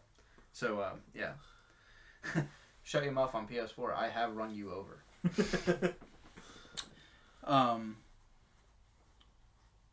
So yeah, she goes into the van and she goes to start it. She does start it. It starts, yeah. It starts, and then she starts to drive away, and then she noticed Jason's just standing in front of the in front of the van, and he's like, "Come on," and he's almost like playing chicken with her. Yeah. And she goes faster, and then he's just like right at the last minute. Yep. He's like, oh, and just jumps. I think that's the most animated we'll ever see Jason ever again. Jason's like, oh, this lady's crazy. Oh yeah, he jumps too, man. It's raining. Oh, the storm has begun outside. Just like random storm is random here in part 3. It's just really windy for some reason. Really windy. So as she's trying to drive away, she drives onto that little footbridge. Like, well, is it a footbridge? No, I guess it's a little bridge because it's big enough for a car. Wooden, not so sturdy. Happened to run out of gas at that moment. Yeah, and she's stuck on the bridge, and she like freaks out. You see Jason coming towards her. She freaks out even more. Then the one tire just slowly starts sinking in the bridge. Yeah, that's right. And then she like as it's like just breaking like through, halfway she through remembers it, to hit the reserve, the emergency reserve tank. Which I don't think cars even have that anymore. No, and that's another thing too. Like as we go on, one thing that I really do like enjoy about these films is like the old like vehicles that you see, like especially like the old like police cars and like the old like ambulances. It's really awesome. The vintage cars are awesome. Yeah. But yeah. She hits the reserve, and then she hits like it starts to go, and then it's too late. It's too late. It's already slipping in. The wheel has broken through some of the bridge and is now kind of like half in the bridge, and she's stuck. Yeah, and then that's when Jason comes and grabs her in the throat. For some reason, the window was down. Yeah, the window was down. He just reaches in and starts choking her. Yeah. Right. And she like rolls up the window. Yeah. He's like, yeah, and his hands are up, caught like pinched between the window and the roof. Yeah, and I like how like she goes out the passenger door, and then you get that shot of him like shaking the van, the entire van. Yeah. And then that awesome shot of him just putting his mask, like putting his head through the window to break the glass. It. Yeah, that was awesome. Yeah, she goes running into the barn, and then she barricades it. She like takes that beam and like puts it like. Well, she uses a like at first she uses like a shovel or something. Yeah, it's like a handle or something like that. Yeah. And then I love how Jason just like she goes to hide, and Jason like you just see his arm like come up and like push it out of the way like nothing. Yeah. Like nothing. He's been in that barn for a while. He kind of knows what's. He knows. Yeah, it's his barn now. It's his barn. Yeah, nobody burns that shit down. Not on Jason's watch. But then like he goes in. Yeah, he barricades it with the beam. Yeah. Yeah, he puts that on too and taps that shit down like you're not getting out of here. I mean, he checks it too, which is even funny. Admiring his work. He's all pissed. So he just runs around and just like, oh, look over here. Shows everything, nothing there. Yeah, and then he just like even continues like even after he pulls everything off, like it sees nothing underneath, he just continues to grab it like he's just so pissed. And all the while, Chris is hiding up on one of those one of the rafters. Yeah, one of the locos on, I think. Yeah. I think you might be right. Yeah, he's one of the locos on. And I wrote down in my notes that Chris sucks at holding on to the beams unless she meant to fall on him. I think she meant to fall on him. So, like, as he's walking, and I love how, like, he's slowly, like, wait a minute. And then he looks up as she just drops right on top of him. And then, Chris has, like, you know, a hard time moving a bale of hay when she goes up to the loft. Well, that's a little later, but before that, I think, like, after she falls on him, and he goes to attack her, Ali comes out. Yeah, Ali comes out. He's in, like, some, like, closet or something. Yeah, so he survived his bludgeoning to his head somehow.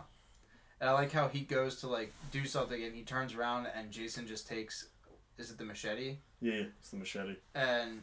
Oh, that's right. Ali goes to hit him with the machete. Jason blocks it, takes the machete, and cuts Ali's arm off. His hand off. Yeah. And it's just like, the fuck? Like, what was the point of that then, Ali? Damn, you could have just stayed there and stayed quiet. Yeah, try to be all hero. But it was like a redeeming quality. He went from a bad biker to trying to save Chris. Or just maybe trying to avenge Fox. Yeah, trying to avenge. He's a hardcore gangster. I mean, he did try to burn the Bruton. True. The barn. But at least the lake didn't kill him. What was funny is... Ali is, like, he, like, falls down, and then Jason just continues to, like, make sure he's dead this time. He hacks the shit out of him. Yeah. While Chris, like, goes upstairs. Yep. She goes up to the loft. She climbs up the loft ladder, and then she has a hard time moving the hay bale. Yeah, I mean, those things are pretty heavy. They are heavy, but then as she puts the hay bale over top of the door, she hides behind more hay, and then Jason just pushes that shit up with one hand like nothing. Like just comes right up, and he's like, "Yeah, I'm not here now." So, yeah, he pushes it away like nothing, and then he's like walking and like looking around. And then she comes up from behind him, right? Yes. Doesn't she come up from a hay bale? Yeah, because she's confused with that. So, yeah, she comes up behind him. Then they start, like, I don't know, I can't remember what exactly they do. But eventually, Jason starts walking back towards the little swingy thing. Mm-hmm. And then it gets put around his neck. Yeah, that's right. She knocks him down. And then she wraps the rope around his neck. And then I think, is he starting to wake up as she, like, starts moving him? Yes. Because Like, he, like, starts to freak out. Yeah. And then I think she kicks him out. She kicks him out, and then he falls down, and you hear just snap. Yeah. And you assume that... Assume that he's dead. Yeah. That or she at just least hung him. Chris did. Yeah. And so, not only did she push him out and hung him, she proceeds to go back downstairs. Yes. And I have here, I noticed this too for the first time. When she goes to open the barn door, you can kind of see, like, in between the doors, you can actually see Jason moving, like, before she opens up the door. Yeah. Like, you see some movement, and then as soon as, like, she gets that barricade up and then she goes to open it, like, he's still. But what's really creepy is when she opens up the door before he, like, you know, his eyes are open and he's staring at her. Oh, I didn't even notice that. And then, of course, you know, she's, like, looking at him like, oh, okay, I hung him, he's dead. And then all of a sudden, like, he just starts moving. Yeah, he starts moving. And then he, like, puts his hand up on the rope, right? He puts his hand on it and pulls himself up. Yeah. To get the thing off his neck. Oh, while Chris is like, you can't be alive. And then you get the shot of him. He lifts up his hockey mask and shows her, like, hey, it's me. Like, you remember me? And she's like, it can't be. Like, it's you. And, like, he smiles, too. Like, he gets off on, like... Yeah, he's very creepy about it. He's just like, yeah, like, he almost enjoys it. He's very creepy about it. So then, oh, that's right. She hits him over the head with the shovel upstairs, and then hangs him. Oh, yeah. Yeah, because he comes up behind him. But yeah, Chris recognizes him as the same man who attacked her 2 years ago. And just, like, so it was after that. It was actually, Ali actually died after this. Like, right after this. Ali appears. So, yeah.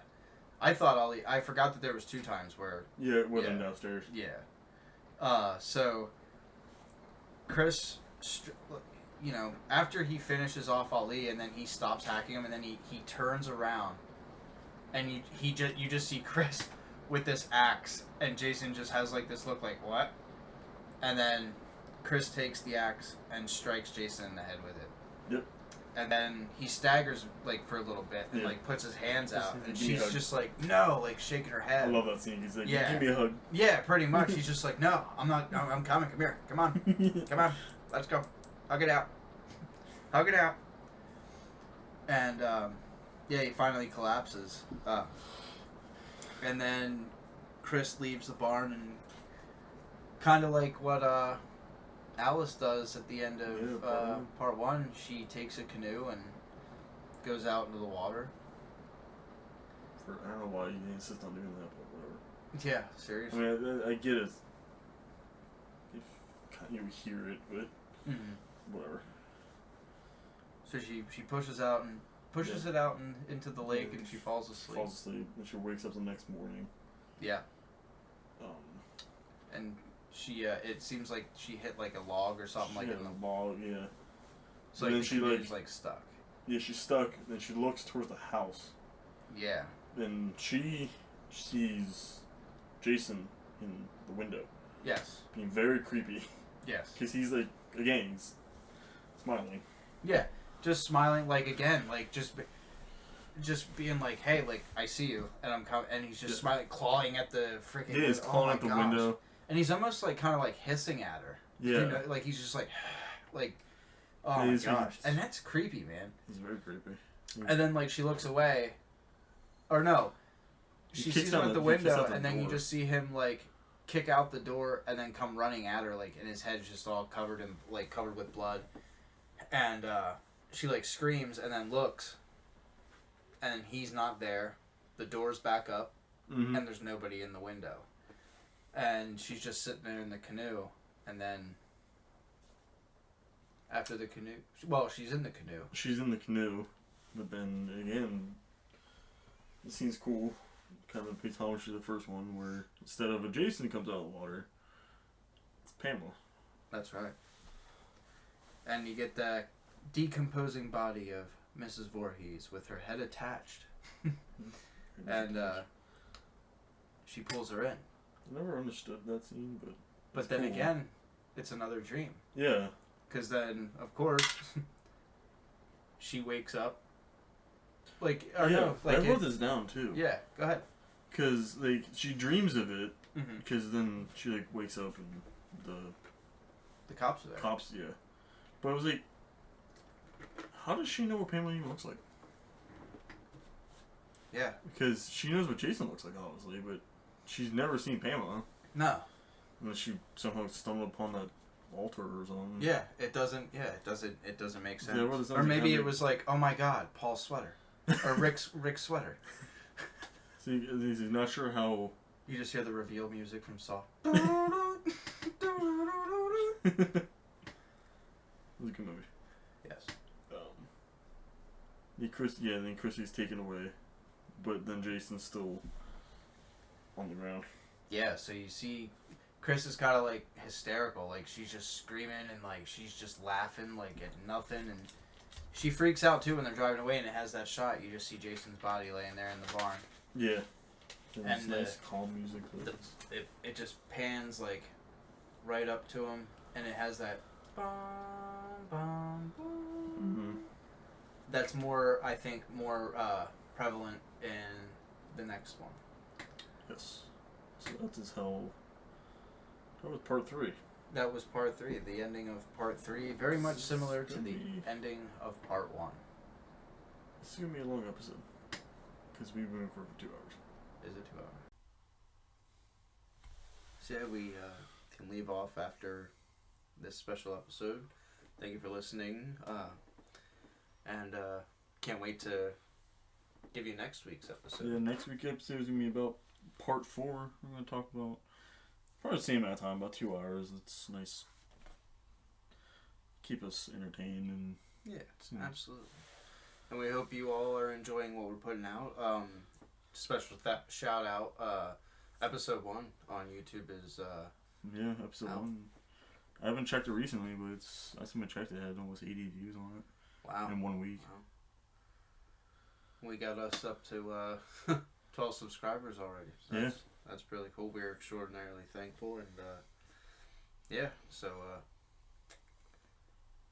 thank you for listening, and we'll see you again. Yep. We are I Know What You Watched Last Friday. Goodbye.